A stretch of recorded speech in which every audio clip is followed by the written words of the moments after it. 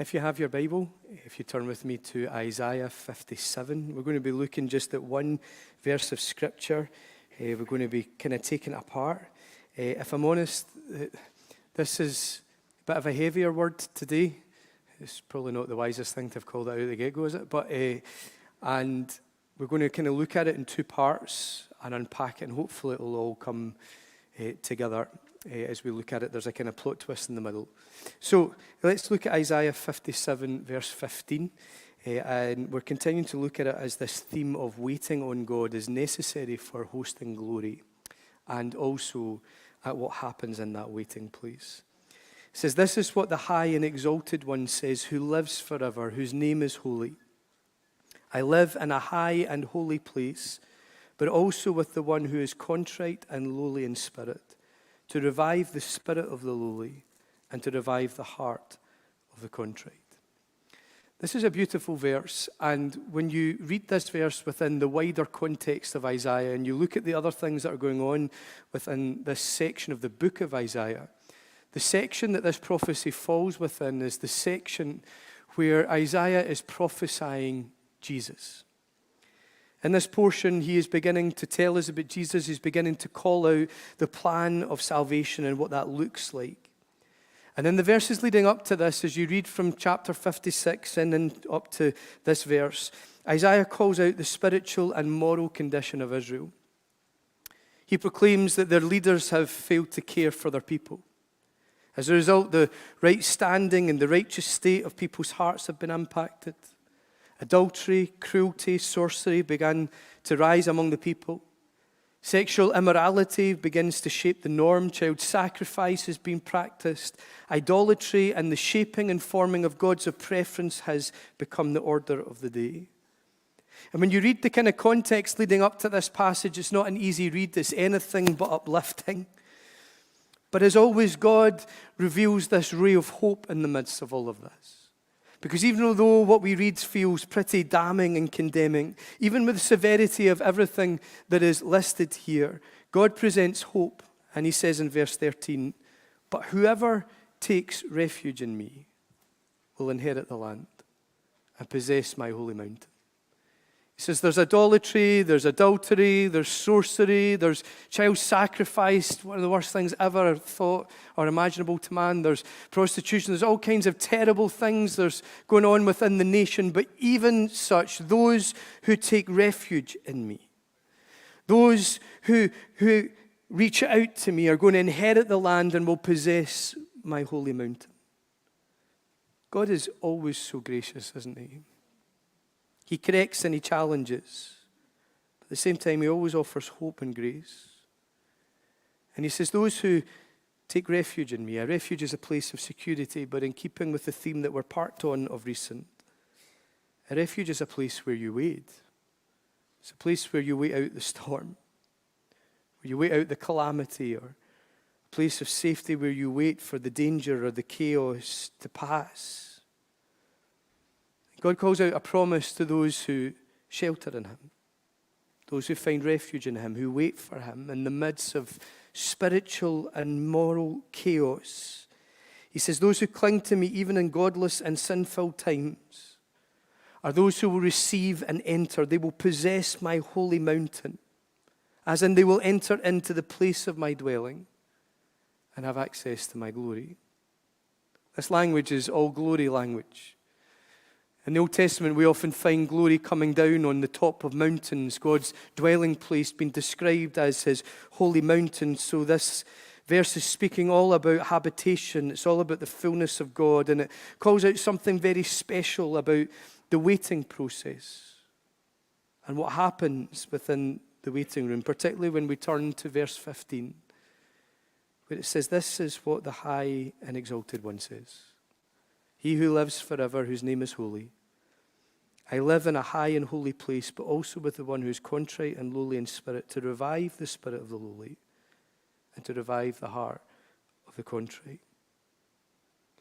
As soon as we read this verse, our attention is drawn to what God is saying or what God is about to say.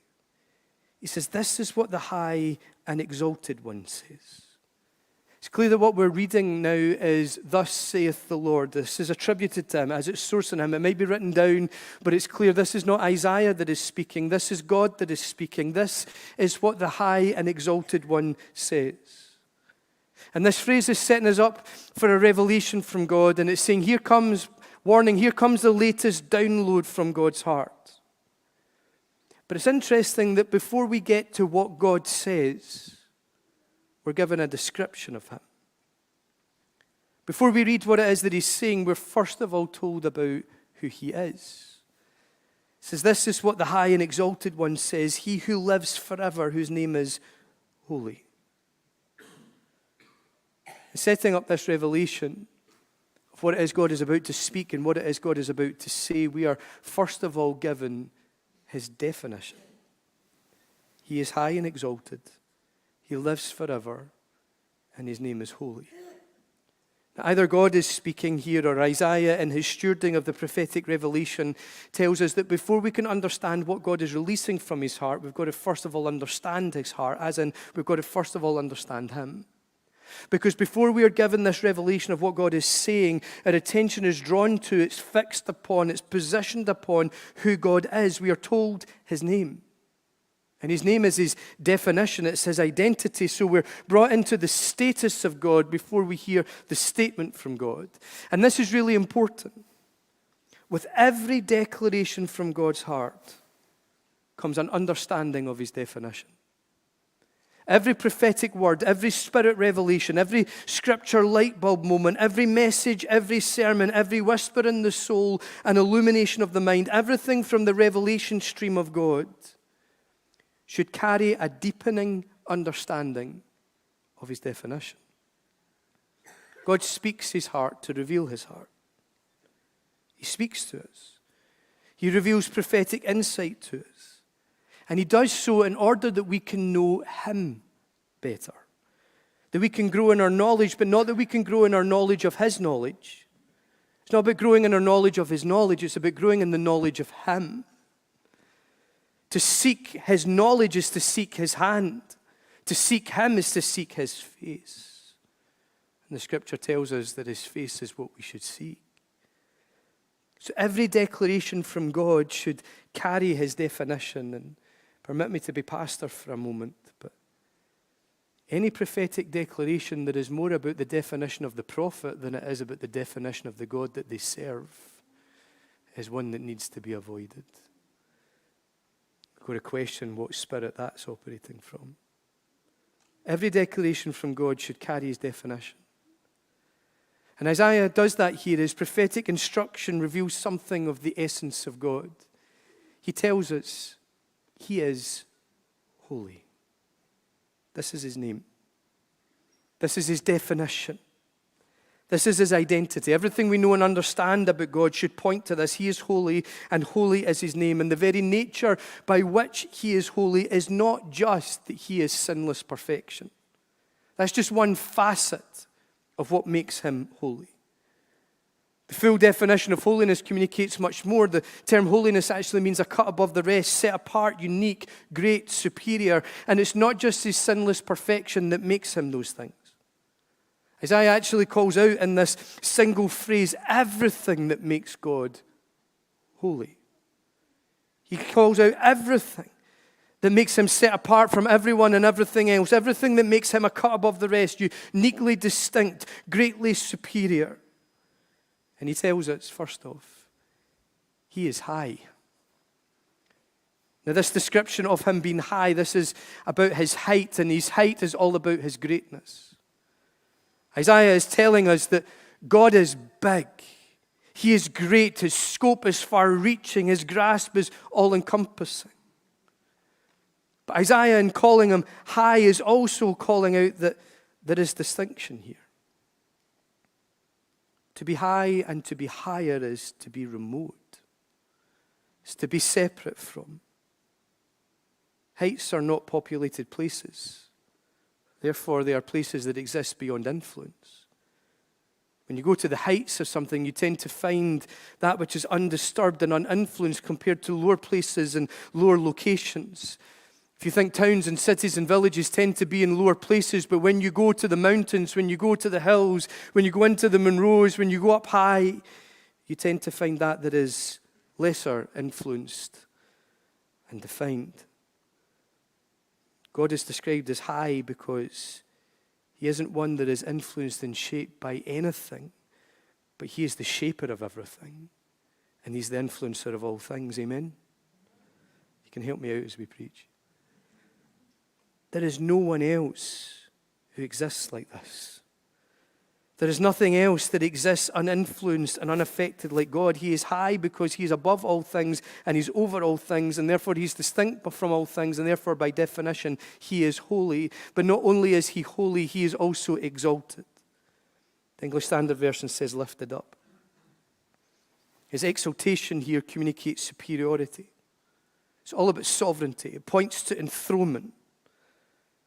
That God's station, his rank, his status is an elevated one. He is lifted up. He is exalted. And this is what is said of him. This is what is thought about him. This is how he is treated and positioned. This is what is believed of him. God's people have him as exalted. He is over. He is above. He is great and greatly superior. And if he's over and above all things, then he is distinct from all things. Therefore, by definition, he is holy. He is high. He is exalted. And he lives forever. Or the English Standard Version says, he inhabits eternity. Now, this statement is not just about where God resides. This isn't just giving us his postcode. It's more than telling us where he lives. It says he inhabits eternity. And you'll notice it doesn't say that he inhabits the throne room in eternity, i.e., if you're looking for him, here's where you're going to find him. He's in the throne room with the circling rainbow, the sea of glass, and the funky creatures with eyes and wings and stuff. No, it says he inhabits eternity, as in all of it. He fills all of it with himself. He is eternity. Eternity is him. Eternity is in him. Eternity is with him. And eternity is the realm that is beyond ours. It exists outside of time and space. Its boundaries, its definition, its experience are different from ours. There's no pain, there's no sorrow, there's no death, there's no sickness, there's no darkness, no night, no day, no war, no division, no heartache, no stress. This is so distinct from us. And it's so distinct from what is normative for us. It is beyond us, but yet it is also before us. And in every sense of that phrase. It exists before we did, and yet it is our future existence. Our next, our forever. And so if it is before us, as in it existed before we did, and it's our existence after we exist, then it is distinct from us. Eternity is greater than our existence, and that which is greater, well, God fills all of it. He inhabits every corner of it, every nook, every cranny, every part of that realm is filled with God. There is no one and nothing like him. He is holy. He is uniquely distinct and greatly superior. There is no beginning to him. There is no end to him. He lives forever. And Isaiah begins by calling out this declaration with his definition. He says, know who it is that speaks. Understand the one whose heart you hear. He is holy. He is set apart, uniquely distinct, greatly superior. And here is what he says. I live in a high and a holy place. God begins to speak now. And God begins to speak by telling us about his dimension. And he says where he is high and holy. Where he is reflects his definition. He is high and exalted, everlasting. And his name is holy. His dimension is also high and holy. His dimension reflects his definition. See, God is one whose reality and presence transforms all that it touches. He's one whose essence shapes the dimension where he exists, and we must understand that where he is shaped by who he is. So to host his glory involves significant adjustment because it doesn't see him perform to our expectations or fit within our structures or conform to our desires because where he is conforms to who he is. The dimensions he fills are shaped by his definition. His glory transforms everything, and in particular, us. Because here comes the plot twist. Here is the unexpected within the narrative of God and the narrative of his defining presence. Here's the curveball from the one who is distinctly unique and greatly superior. He lives in a high and a holy place. He lives in a dimension that is worthy of him, that is reflecting his definition. But he also lives with the one who is contrite and lowly in spirit. God, it would appear, descends from his high and holy place. The wording here suggests that he comes down to that which is the opposite of his dimension, because he who is high and holy comes to the contrite and lowly. Now, the word contrite, it means crushed. God comes down from holy and high place to the low and crushed down person. The one that is described as whom God comes to dwell with. Their position is the complete opposite to the definition of who he is. He is high and exalted. He lives in a high and a holy place, but he also lives with the low and crushed down person. This is dichotomy. This is polar opposites. Or is it? The high and exalted dwells with the low and the cast down. What's that all about? That's just a really important point, and it points to something very significant about the presence and the glory of God. It teaches us that the way down is the way up, and to go higher, we must get lower. God dwells with the lowly and the contrite, and with the humble and the crushed. Now, does this mean that God intends us to endure hard times, that we must go through the crushing and the agonizing to access his glory? That certainly would fly in the face of prosperity gospel and word of faith teaching. Is that what's been suggested, that we have to go through hell on earth in order to get heaven on earth? Absolutely not. But unpacking the wording does help us to understand what is meant. Contrite is not a word that we use often in our modern language and conversation. The very sound of the word makes it feel slightly painful. And it sounds a bit, well, trite. It sounds kind of hoity-toity to say contrite. But when you look up the word contrite in the dictionary, it means completely penitent, feeling or showing remorse or sorrow for incorrect behavior. Contrite is not a positive word and doesn't really carry or bring with it positive feelings. Nobody hearing this says, oh yes, I want to be more contrite. Serve me up a healthy dose of contrition, please. Nobody in their right mind would ever pray that. But what is clear from this dictionary definition, though, is that being contrite does revolve around the heart, and it is an experience. It's not merely a decision or a mindset. It flows deeper than that. It is that which connects understanding to experience. It is that which connects intellectual processing to emotional feeling and then outward into lived behavior. Contrition is an experience. And certainly the Hebrew language portrays that so much better than the English one does. The word for contrite means to be crushed, to be broken into pieces, to bruise and to humble. Again, there's nothing desirable here. It all sounds far from positive. Yet it's hugely positive. And I'd put to you that it's what happens in the waiting room when we wait for God. See, when something is crushed, its shape and its form is altered. When something is crushed, it's not the same as it previously was. Crushing is altering. Crushing is transforming. Crushing is reshaping. And that's what's been spoken of here. It's not just the negative, guilt-filled aspect that has been called out. God is not attracted to those who destroy their self-esteem and worth and embrace a guilt-ridden status. No, rather what has been spoken of here is that those who embrace the reshaping, transforming, and altering, and in particular, the reshaping, transforming, and altering that takes place in the soul, The reshaping, transforming, and altering that's not merely about intellect and mindset, but which connects understanding to experience, the intellectual process to the emotional feeling, and allows that process to then be outworked in lived behavior. To those there comes a complete and total radical change. The end result is not the same as the beginning of the process. The finish point is not the same as the starting line.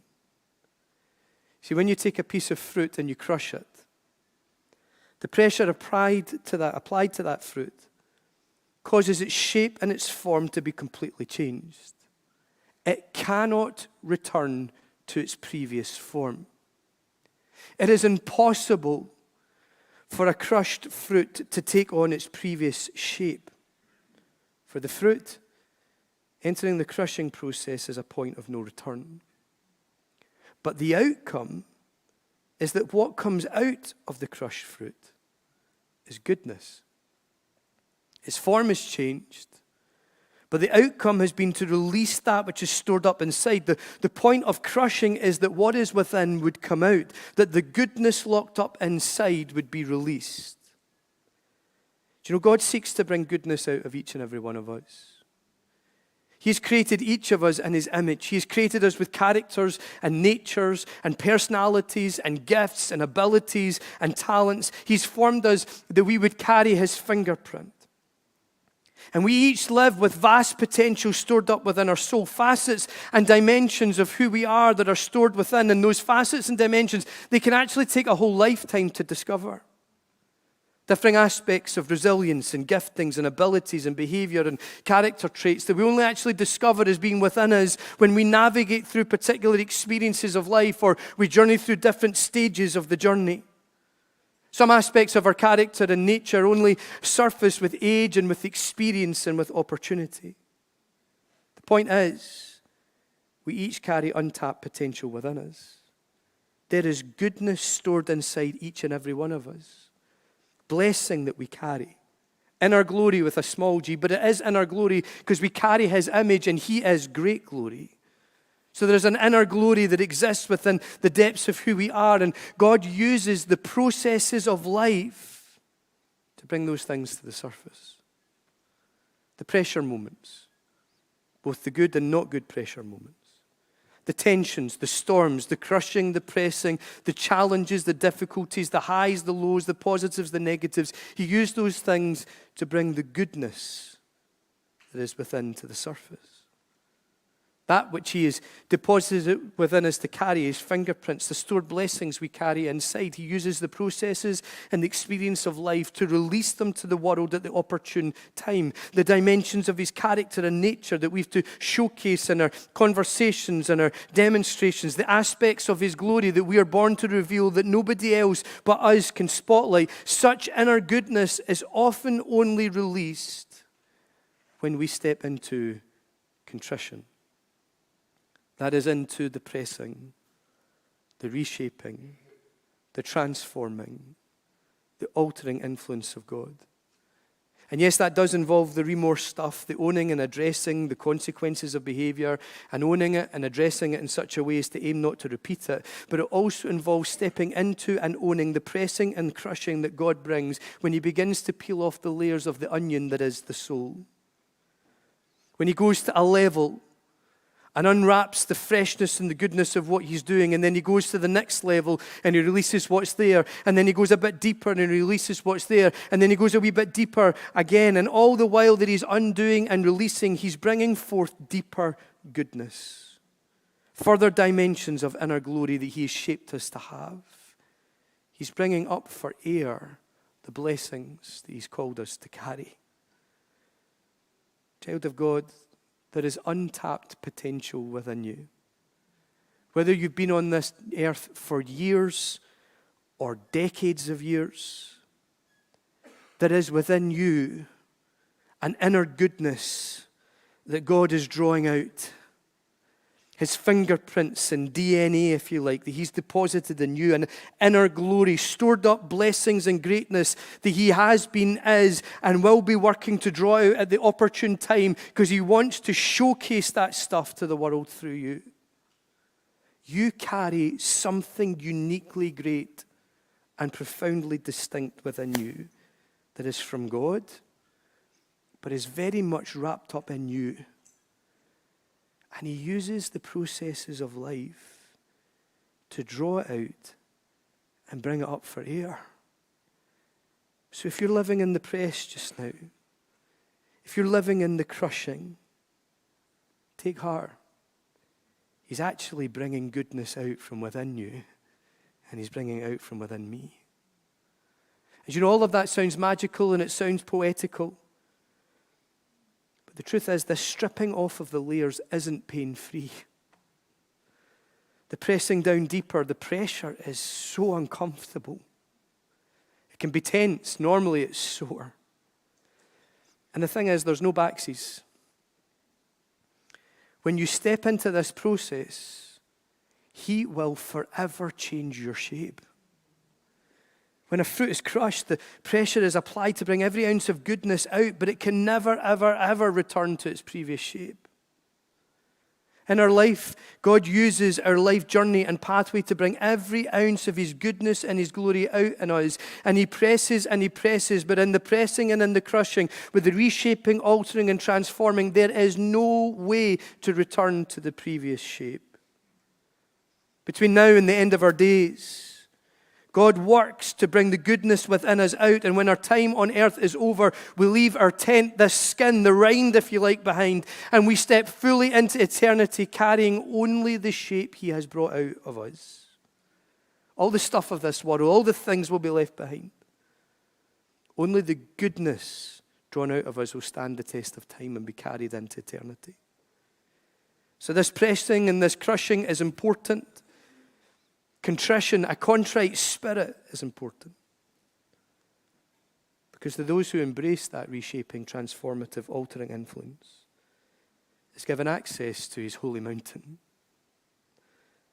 It's given access to his high and holy place, because God is in the high and holy place, but he's with the contrite and the lowly too.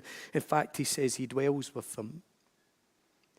And if he dwells with the contrite, then that means he's in the process of contrition. He's in the crushing and the pressing and the reshaping and the transforming. Maybe that's a word you need to hear right now. Maybe you're going through the crushing and the pressing, and you're living with the pressure. And you're like, where is God in this? God is in this. He lives there. He is found there. And the one who embodies a contrite spirit is one who finds the dwelling of God. Therefore, this is necessary for hosting and stewarding glory, and it's found by those who take refuge in him. When you wait for God, when you seek God, when you press into him, he brings you into his press, and he begins the process of drawing out the goodness within you. In the waiting, in the refuge of him, as we hide in his shadows and we connect the heart attitude and the heart approach and the heart attachment to him, as the idols that we form begin to fall and make way for him, he begins the work of drawing good out. He peels back the layer to let the soul breathe and to let all that is stored there out. Then he goes a wee bit deeper, and then he goes a wee bit deeper, and he draws out the stored blessings, that inner glory, his fingerprints, the character, the nature that he's formed within us. He draws it to the surface. Waiting on him is not passive, it's active. It involves embracing the pressing and the crushing, the reshaping, transforming, altering influence of God. We experience God using the processes of our life, the contents of our seasons, the people and the influences around us. He uses them to bring out what is within and the shape that he calls us to have. But there is no denying that can be a sore and uncomfortable place to live. It can be filled with pressure and stretching, but in it all and through it all, he is working for the good of those who love him. Or maybe we could say he's working to bring out the good in those who love him. A contrite spirit is necessary for glory. It is a work of glory. It's that which he uses to bring out our inner glory, and it's that which he releases into the depths of his glory. Because he lives, he dwells with the contrite, but also with the lowly. This word is all about humility.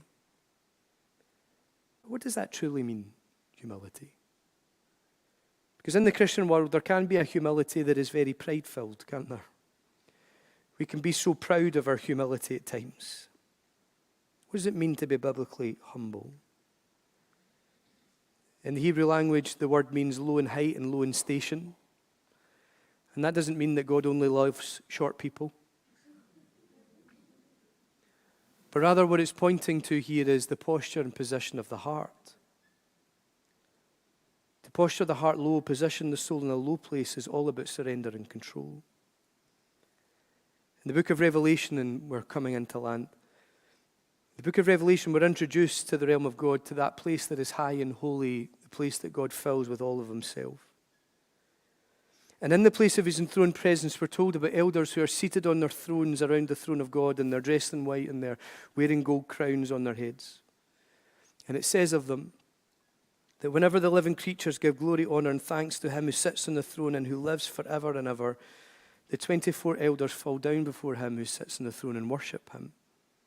They lay their crowns before the throne and say, "You are worthy, our Lord and God, to receive glory and honor and power." We don't fully understand these elders. They are clearly those of status within the realms of eternity. The fact that they're described as elders shows that they are those who carry some form of authority and responsibility in their function. And this is echoed in the fact that they're described as sitting on thrones and wearing crowns. We see then symbols of authority and influence. These people are important and significant.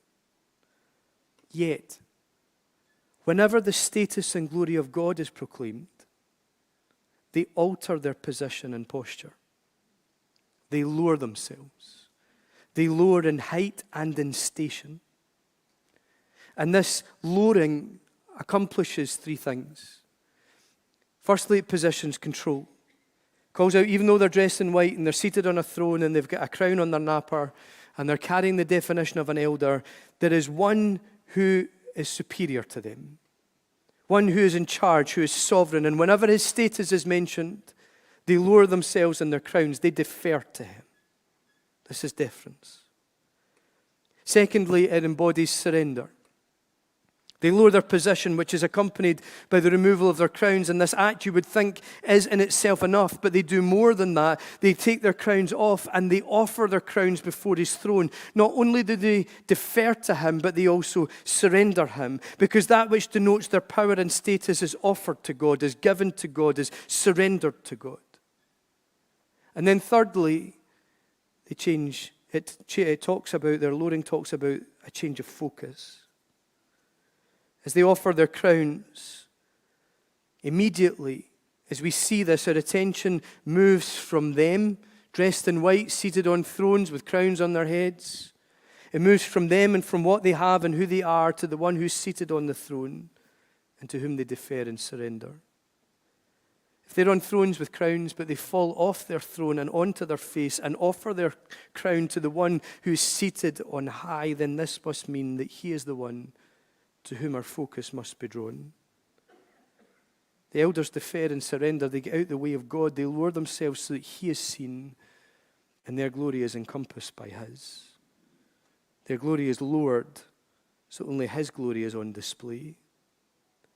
This is humility. This humility, this lowering of station and size, this is found in the dwelling place of God. Therefore, this is the humility that God lives within. This is the humility that is allowed to live within his glory.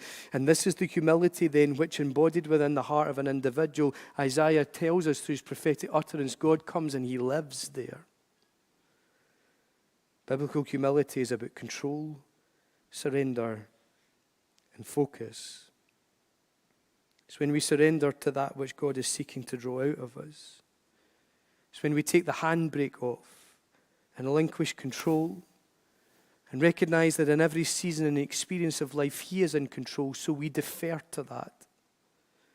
It's when we yield to him, when we surrender our crown, when we take of who we are and willingly and knowingly yield it all to his transforming, reshaping, altering process, when we give up and give in and we lay it all down before him, that the focus of our lives and our life's journey would be on the goodness and the glory that he seeks to bring out of us. Humility is the constant surrender of the self, the everyday conscious decision to get out of the way so that God can be seen in us and be seen in what he's bringing out of us. It's when we defer to him and let our inner glory be consumed and subsumed by his greater glory. In our waiting, we must learn to posture the heart and position the soul. Waiting is not passive, it's active. It's not just hanging about waiting for something to magically happen. It's when we choose to lower the self. It's when in our waiting we begin to relinquish control and offer up deference. It's when in our waiting we surrender what we have, what we've been given, who we are. It's when in our waiting we focus the heart and our own inner glory on the service of his much greater and exceeding glory. It's when we lower ourselves and in our waiting find that the way down is actually the way up. And that to go higher, we must get lower. Because he dwells in a high and holy place, but he also dwells with the contrite and the lowly spirit. God speaks here, and I'm going to close now. He announces his definition. He reveals his dwelling in the dimensions of his presence, and he announces that such shall be found by those that step into the pressing and into the crushing, the reshaping, the transforming, those who embrace the journey from glory to glory with their focus on him. And we read this almost as God saying that he comes down to dwell with the contrite and lowly. But I wonder if it's not so much about God coming down to dwell, but rather the contrite and the lowly being raised to where he is. Because God describes to us in this moment that when the high and holy meets with the humble and lowly, there is an intentional activity of God taking place. There is something very deep that happens. He tells us that he revives the spirit of the lowly in the heart of the contrite. The literal translation of this is that God breathes into the spirit of the lowly and the contrite. So that means the deep parts of him are released into the deep parts of us. His exceeding glory connects with our inner glory. Remember, his glory is connected to his goodness and his essence. So when God breathes upon us, the deepest parts of him is released within the deepest parts of us. He begins to breathe upon the goodness that he's placed upon us, the goodness that he's shaped us to carry, that he's created us to carry, the goodness that he's drawing out of us. In fact, the word that is used for revive here means to cause to live, or to make alive, or to keep alive, or to bring back to life. So when we willingly step into the crushing and the pressing, when we embrace the deep work of God and bringing forth goodness from within us, when we lower ourselves and defer and surrender and fix the eyes and the focus, he begins to bring to life. He begins to bring back to life. He begins to keep alive the inner glory that he has shaped us to carry. When we, the contrite and the lowly, step into the dwelling of the high and the holy, we step into the place of life. He releases life. He restores life. He maintains life. He breathes upon us. Waiting for God is essential for glory. It releases us into the very essence of God. But such waiting is not passive, but active. In the waiting room, as we wait for God, we have to take the place of contrition and humility. We must begin to embrace the deep work of God within. Where in our waiting we surrender, we defer, we fix our focus. For when we wait as one contrite and lowly, we find the dwelling of he who is high and holy. The way down is actually the way up. To go higher, we must get lower. Would you stand with me?